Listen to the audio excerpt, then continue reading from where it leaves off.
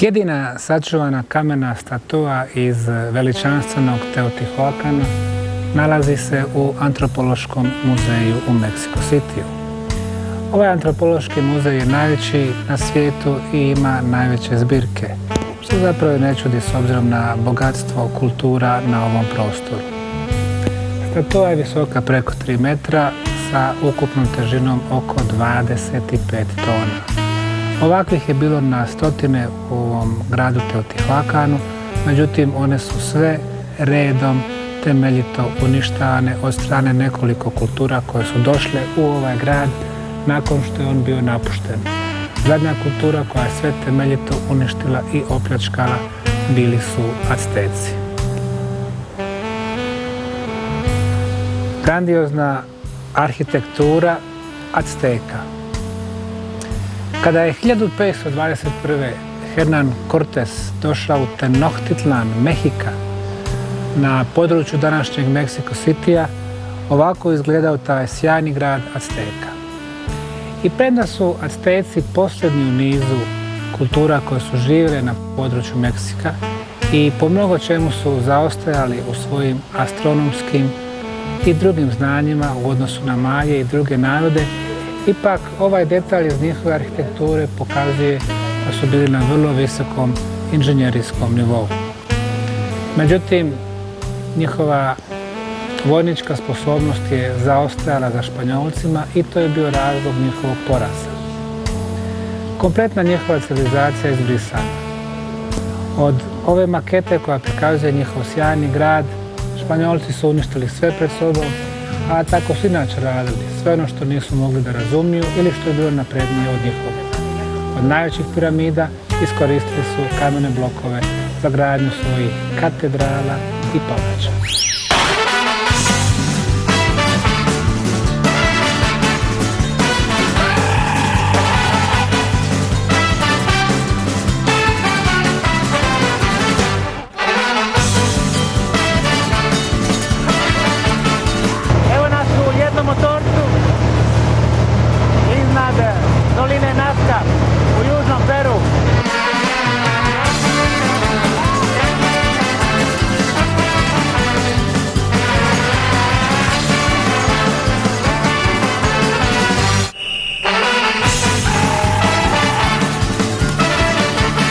Ovaj kameni blok iza mene ruši u Parapamčad modernu arheologiju i historiju.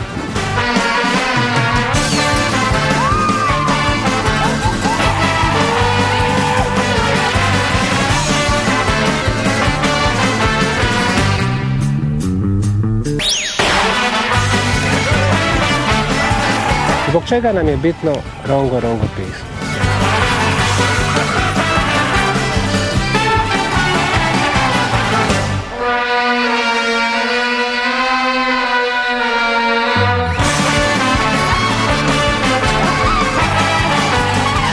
Legendarni Machu Picchu.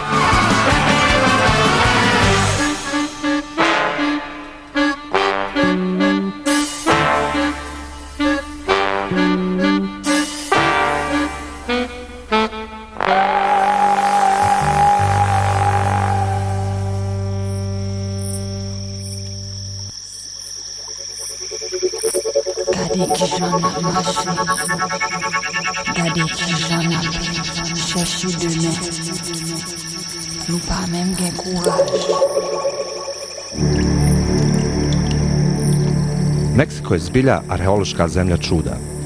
Hiljadama godina prije dolaska Evropljana u 16. vijeku na ovim prostorima su se smjenjivale civilizacije impresivnih graditeljskih sposobnosti i veoma sličnih duhovnih uvjerenja.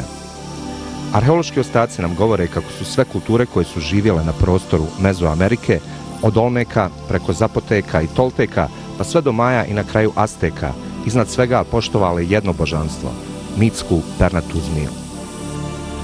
Baš kao i u Južnoj Americi, gdje je pernata zmija nazvana Viracocha predstavljala božanstvo koje je narodima Anda donijelo sve vještine neophodne za stvaranje civilizovanog života, i u Meksiku se kroz legende naroda provlači priča o božanstvu kojeg su neki nazivali Quetzalcoatl, a neki Kukulkan. U oba slučaja radi se o opisu mitskog bića koje je sa svojim pratiocima podučio narode Mezoamerike tajnama zidarstva i arhitekture, matematike i astronomije, a bio je poštovan kao zakonodavac i zaštitnik umjetnosti.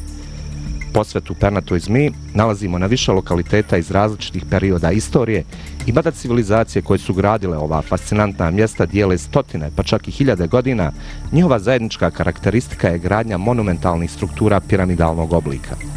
Stvarnu svrhu ovih struktura i pored napora uloženih od strane naučne zajednice u posljednjih 100 godina još uvijek ne znamo. Razlozi za to nepoznavanje stvarne istorije ovih naroda leže u činjenici da je dolaskom Evropljana na ove prostore u 15. vijeku uništeno, pokradeno ili izbrisano dragocjeno nasljeđe ne samo kultura Mezoamerike, već cijelog čovječanstva.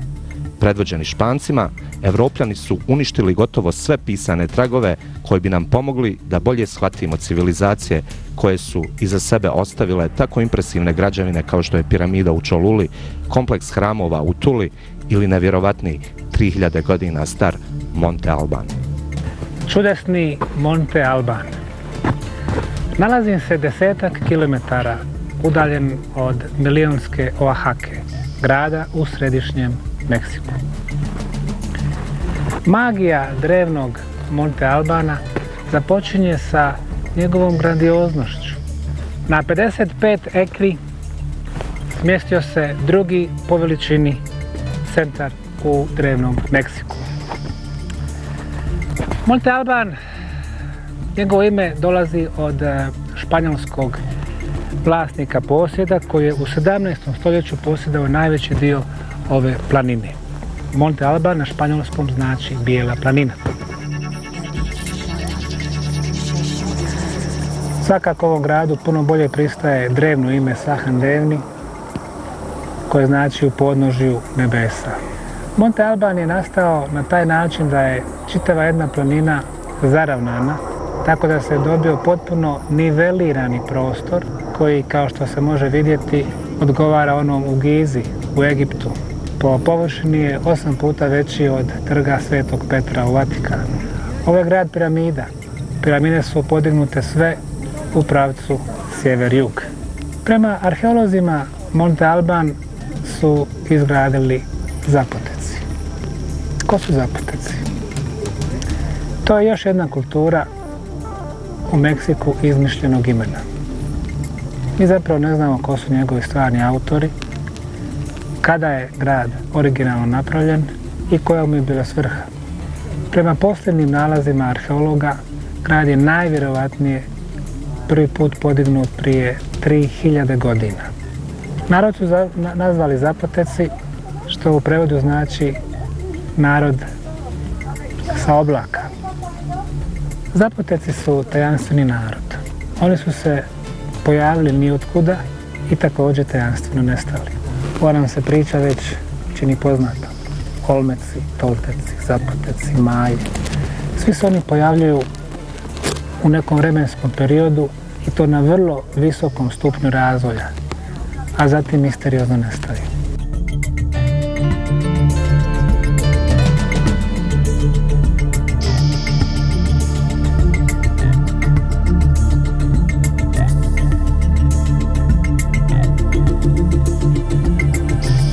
Ovo su kameni blokovi koji prikazuju niz likova sa negroidnim karakteristikama. Arheolozi su prvo nazvali danzantes, plesači. Kasnije tumačenje da je riječ o zarobljenicima, međutim pravo tumačenje mi ne znamo. Ono što se može vidjeti to je da imaju pljosnate velike nosove, imaju velike usne, tipične negroidne karakteristike. Također riječ je o redovito muškarcima i to potpuno golim. Na nekim od likova mogu se jasno raspoznati utjecaji Maja, kao što su ova dva krajnja kamena bloka koja prikazuju hieroglife, odnosno pismo Maja. One tačke sa crtama, to je njihova numerologija, dakle brojke doledna crta znači 5, sa 3 tačke, 5 plus 3 to je 8.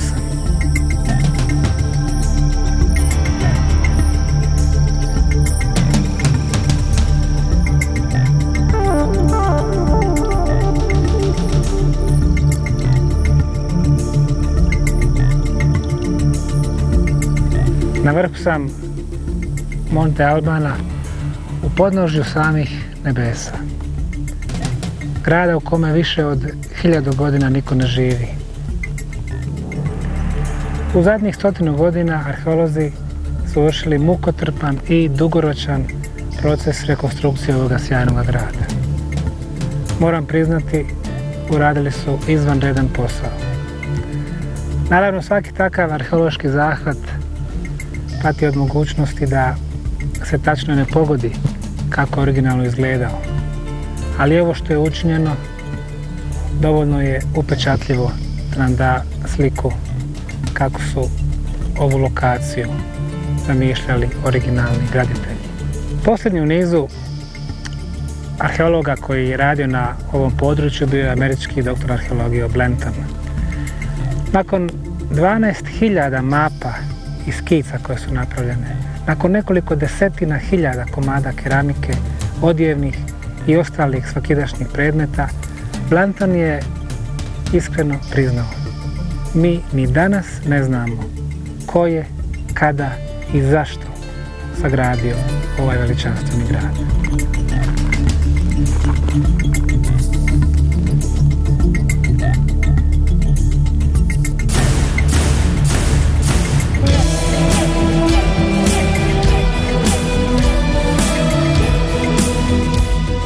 Ako smo se posjetom Monte Albanu uvjerili u fenomenalno poznavanje arhitekture i građevinarstva drevnih zapoteka, odlazak u Tulu u meksičkoj provinciji Hidalgo i još jedan susret sa impozantnim figurama koje su Tolteci nazivali Atlantižanima bio je prilika da još jednom ponovimo teze zvanične nauke o graditeljima ovih fantastičnih građevina.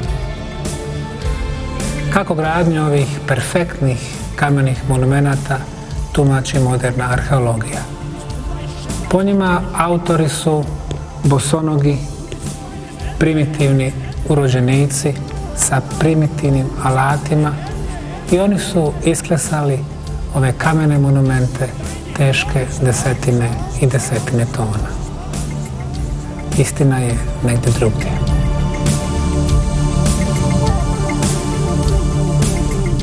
Historičari su kulturu Tolteka smjestili u period između 8. i 12. vijeka naše ere. Ovo datiranje je dijelom bazirano na ostacima grnčarije pronađene na lokalitetu Tule, koja je zaista mogla pripadati narodima koji su poslije živjeli u ovom dijelu Meksika, i na pisanju španskih osvajača koji su legende o Toltecima čuli od Azteka u 15. vijeku. Pretpostavlja se da su Tolteci obnovili veličanstveni Tihuacan, grad bogova, nakon što je uništen u 7. vijeku, i preuzeli kult obožavanja Quetzalcoatla, pernate zmije.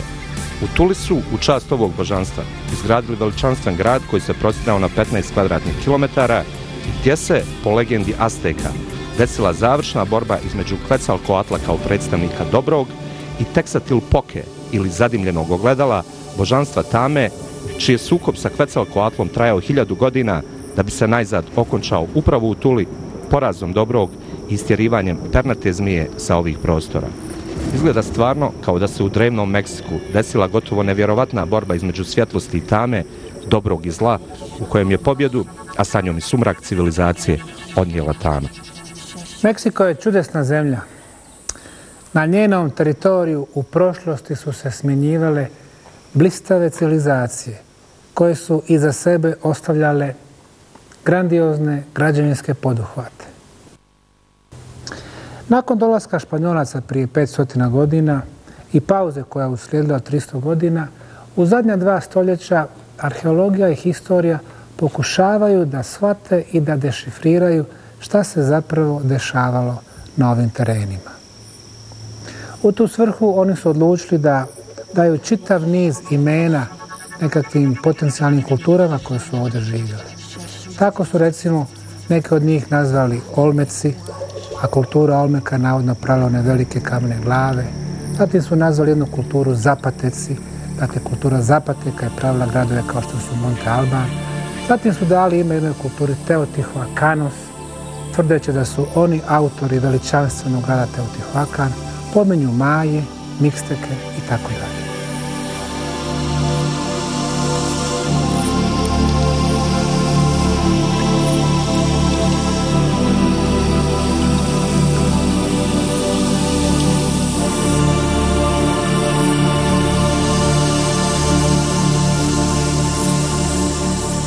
Tula, grad u drevnom Meksiku. Nalazim se u meksičkoj državi Hidalgo, a Tula je najsjeverniji grad u kome su živjeli drevne srednjoameričke kulture. Da vidimo šta moderna arheologija kaže o ovom gradu. U Tuli su živjeli Tolteci. Tolteci su inače po arheolozima narod koji je postojao između 8. i 12. stoljeća.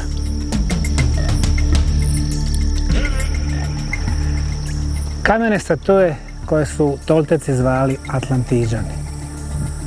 One nam govore o majstorstvu njihovih autora. A ti autori nikako nisu bili primitivni Indijanci. Nekada su ove kamene statue služile kao nosači jedne ogromne observatorije koja se nalazila iznad njih.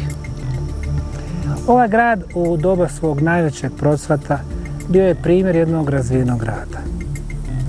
Šta se s njime desilo? U 12. stoljeću došli su barbari sa sjevera. Tolteci su bili primorani da odu. 200 godina kasnije došli su Azteci, vrlo agresivni. Plemena koja su zapravo sve rušila pred sobom. Kulture koje nisu razumjele u potpuno su uništavale. To se desilo i sa gradom Tule.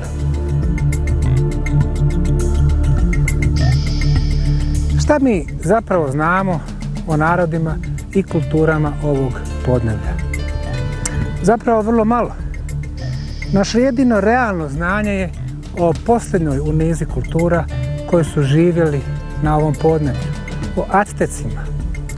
Prije 500 godina Španjolci su prilikom osvajanja ovog područja i Aztečkog carstva iza sebe putem svojih kroničara ostavili čitav niz knjiga koje opisuju običaje Azteka, njihovu socijalnu organizaciju, irigaciju, zemljoradnju, ratničku organizaciju, obrede žrtvovanja. Na osnovu tih podataka mi možemo lako da ocijenimo da su u mnogim elementima Azteci bili bok uz bok tadašnjoj svjetskoj supersili, Španjolskoj.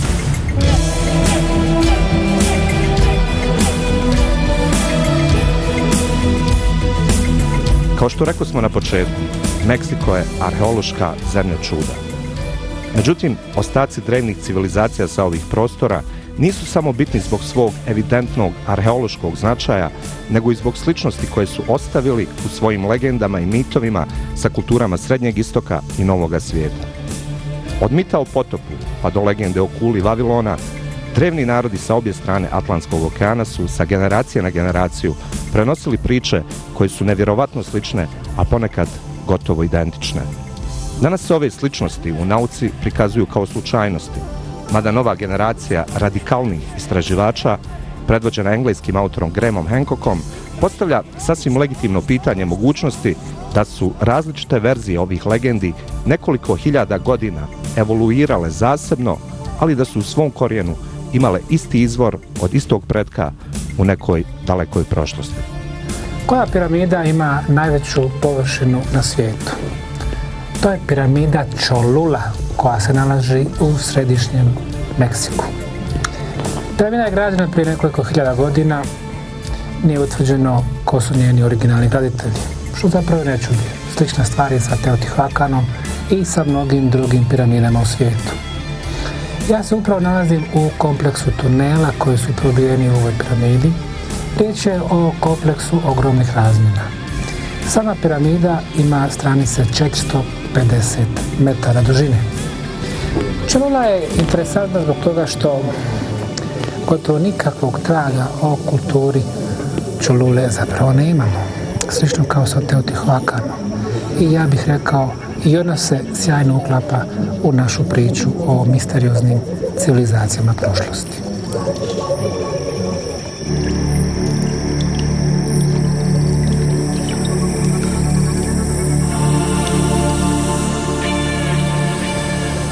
Cholula je danas davno zaboravljeno predgrađe dvomilijonskog središnjeg meksičkog grada Puebla. Nekada je ovaj mali kolonijalni gradić bio središte sjajne civilizacije koja je bujala u ovom dijelu Meksika. Prema arheolozima, grad Cholula je nastao 1700 godina prije nove ere, kada su se dva manja naselja objedinila.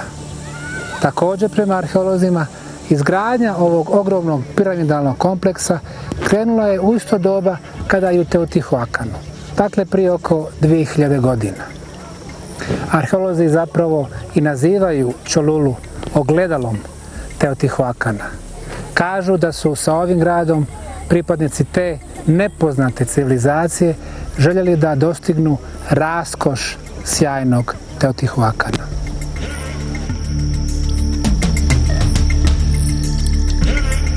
U prevodu sa actečkog nahuatl jezika Cholula znači grad onih koji su otišli.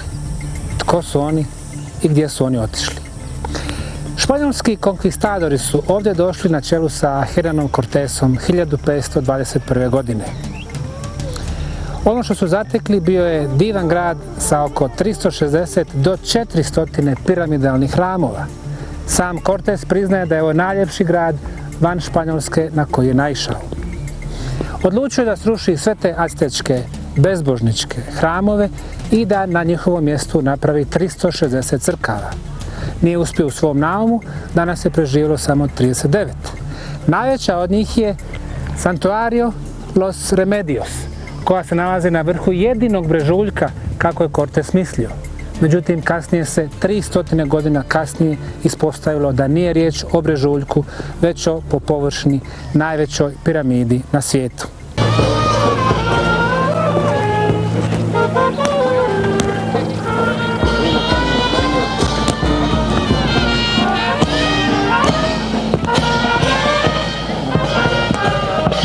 Kada je Cortes došao ovdje prije 500 godina, na vrhu piramide odlučio da stavi ogroman križ.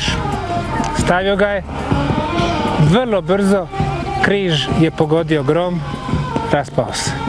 Nakon toga su Španjolci stavili drugi križ. Novi grom, nestalo je križa. I treći put je stradao.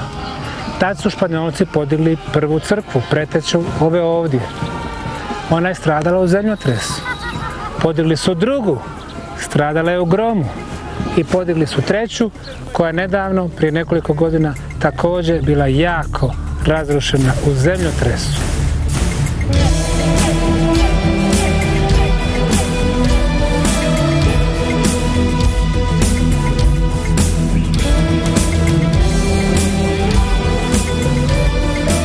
Kultura Olmeka je zagonetka za našu civilizaciju. Naučnici 20. i 21. stoljeća tvrde da su se Olmeci pojavili gotovo nijotkuda i to na vrlo visokom nivou razvoja, prije 4000 godina. A zatim su oko 400. godine prije nove ere nestali bez traga. Ova se priča, čini mi se, suviše često ponavlja. Slično je bilo sa Majama, sa Toltecima i sa drugima. Diego de Landa, čuveni španjolski hroničar, u 16. stoljeću je pisao nakon razgovora sa Indijancima koje je zatekao na Jukatanu, da su oni govorili da su graditelji svih ovih hramova i piramida došli negdje sa istoka i to u 12 migracija. Izbilja iz knjiga Maja, iz Popol Vuha, te iz pisanja Olmeka, saznajemo da su oni zbilja dolazili u 12 migracija u Srednju Ameriku, sa istoka, sa crvenog kontinenta, smještenog negdje na Atlantiku.